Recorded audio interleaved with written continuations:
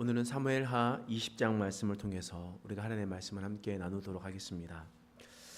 공동체를 이끌어 나가는데 있어서 리더의 가장 중요한 덕목 중에 하나는 권위입니다.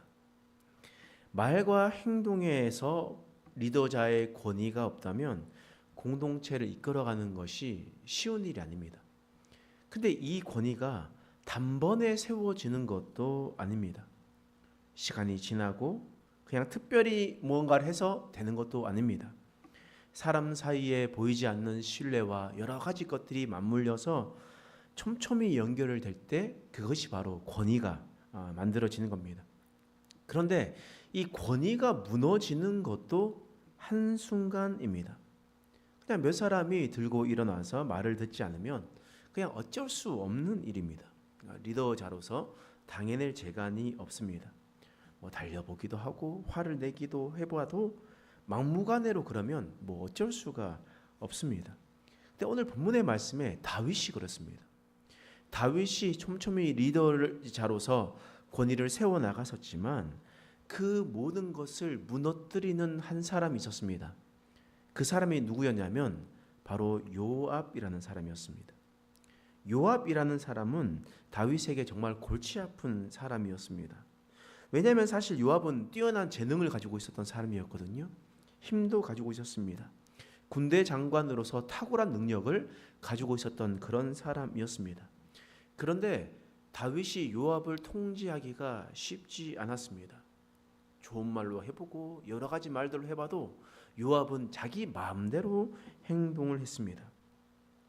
다윗의 왕의 말임에도 불구하고 듣지 않았던 것들을 여러 사건들을 통해서 볼 수가 있습니다. 사무엘하 2장을 살펴보면 요압은 자신의 동생 아사헬을 죽인 북이스라엘의 군대 장관 아브넬을 조용히 불렀습니다. 다윗이 평안히 보냈는데 요압은 그에 반해 아브넬을 조용히 불러서 아브넬을 칼로 찔러 죽여버렸습니다. 이로 인해서 나라에 큰 위기가 찾아오게 되었습니다. 하나의 공동체를 만들려고 했었는데 요압이 자신의 생각대로 움직이다 보니까 분열되는 이스라엘이 될 뻔한 상황이 있었습니다. 압살롬이 암논을 죽이고 자신의 외할아버지에게로 도망갈 때가 있었습니다. 다윗은 압살롬을 부를 생각이 없었고 아직까지 마음에 있는 것들이 누그러뜨리지 않았습니다.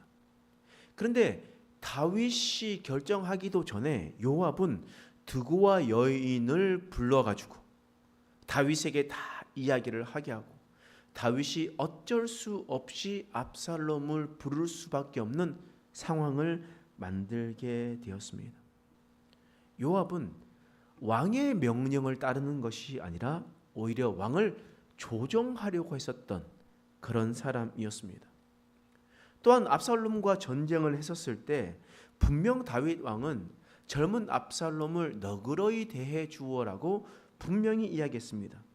그러나 요압은 왕이 명령이 있었음에도 불구하고 상수리나무에 머리카락이 걸린 압살롬을 창으로 찔러 죽이게 되었습니다. 이처럼 요압은 왕의 명령대로 움직이며 왕의 권위를 세우는 자가 아니라 자신의 능력을 믿고 왕을 조종하는 사람이었음을 우리는 지난 말씀을 통해서 우리는 볼 수가 있었습니다. 오늘 본문의 말씀에도 마찬가지로 요압이 또다시 그런 행동들을 하고 있는 겁니다. 어떤 행동을 했냐면 다윗 왕이 예루살렘으로 이제 복귀했습니다. 왕의 자리에 앉아서 이 온 이스라엘을 통치하였습니다. 그런데 이전부터 시작해서 요압의 만행 때문에 이 다윗은 요압을 경질시켰습니다.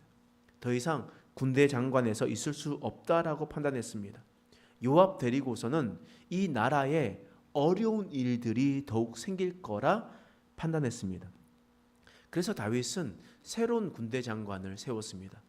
그 군대 장관의 이름이 뭐냐? 바로 아마사라는 사람이었습니다. 이 아마사라는 사람은 어떤 사람이냐면요. 사실 아마사는 압살롬의 반역 때에 압살롬 편에 서 있었던 사람이었습니다. 유다 사람이었어요. 압살롬의 편에 서서 그 반역을 이끌었었던 군대 장관이었는데 다윗이 돌아오고 난 다음에 피를 흘린 사람이 있었습니까? 없었습니까? 없었죠. 시므이도 용서해 주고요. 모든 사람들 다 용서해 줬습니다. 그리고 아마사까지 용서해 줬습니다. 그리고 아마사를 어떻게 했냐? 군대 장관으로 세워 주었습니다. 그 모습을 본 온 이스라엘 사람들이 어떻게 하겠습니까? 우리가 지금 다윗을 반역을 했기 때문에 우리가 그냥 이대로 가만히 있었던 몰살 당할 것이다. 이런 생각하면서 더 반역을 할 텐데 다윗이 와서 모든 것을 다 품어 주었습니다. 그러니까 이 사람들도 피를 흘리지 않네. 저 사람도 피를 흘리지 않네. 이런 생각을 하니까 사람들이 마음이 누그러들어지고 다시 평화로운 한 나라가 되는 것이었습니다. 아마사를 군대 장관으로 세웠었던 것은 다윗도 사실 이것을 용서하기 쉽지 않지만 어려운 결정이었지만 나라의 뜻을 다시 하나로 모으고 새로운 미래를 도모하는데 더 나아야 할 것 없이 좋은 선택이었습니다. 나라를 위한 것이었습니다. 한 공동체를 위한 다윗의 선택이었습니다. 그런데 요압은 어떻게 행동합니까? 오늘 말씀 사무엘하 20장 9절에서 10절 말씀 함께 읽겠습니다. 시작. 요압이 아마사에게 이르되 내 형은 평안하냐 하며 오른손으로 아마사의 수염을 잡고 그와 입을 맞추려는 채 하매 아마사가 요압의 손에 있는 칼을 주의하지 아니한지라.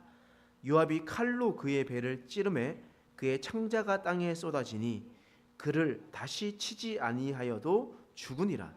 요압과 그의 동생 아비새가 비그리의 아들 세바를 뒤쫓을세. 분명 다윗은 아마사를 군대 장관으로 세우고 지금 세바라는 반란을 이끄는 사람들을 치려고 아마사를 분명히 보냈습니다. 그런데 그 전쟁통에 요압이 그곳을 찾아가게 되었고 이 아마사를 인사하는 것처럼 입을 맞추려는 척하면서 그 한 손에 있었던 칼로 아마사를 찔렀습니다. 성경에 보니까 이 내장이 다 쏟아지게 되었고 그 한 번의 칼로 죽게 되었다 라고 이야기를 하는 겁니다. 왜 그렇겠습니까? 다윗이 군대 장관 요압을 경질하고 또 다른 군대 장관 아마사를 세우니까 요압이 뿔이 난 겁니다. 뿔이 나서 이제 아마사를 없애고 내 밑에 있었던 군대에 있었던 수하들이 나를 따른다면 다윗은 나를 또한 내치지 못할 것이다 라고 생각합니다. 그리고 난 다음에 어떻게 되냐? 사무엘하 20장 23절 말씀 상반절 말씀 읽어보겠습니다. 시작. 요압은 이스라엘의 온 군대의 지휘관이 되고. 지금 다른 사람을 세우려고 할 때마다 지금 요압은 그 사람들을 제거하면서 자신의 자리를 지켜나가고 있음을 볼 수가 있습니다. 요압은 왕의 권위를 세우지 않습니다. 왕의 명령에 따르지 않습니다. 그냥 자신이 하고 싶은 대로 살아갑니다.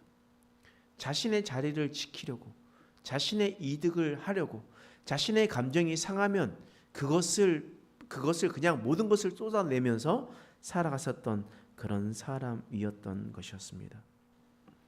갖은 술수를 서서 그 일이 되게 만들고 자신의 뜻대로 되게 만들고 심지어 사람을 죽이는 일에도 서슴이 없었던 사람, 그런 사람이 바로 요압이라는 것을 오늘 말씀을 통해서 우리는 분명히 알 수가 있습니다.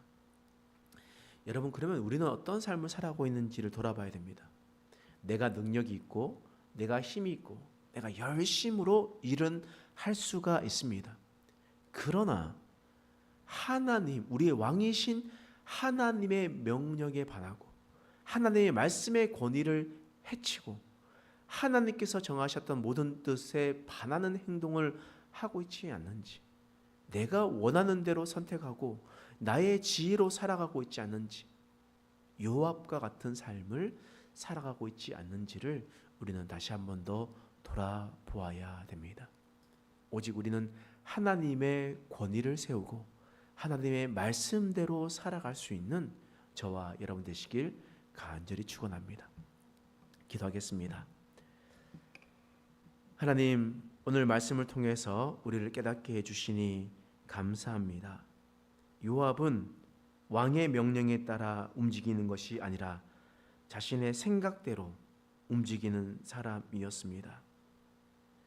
자신의 뜻대로 되지 않으면 갖은 술수를 써서 그 일을 되게 만들었고 사람을 죽이는 일에도 서슴이 없었던 사람이었습니다.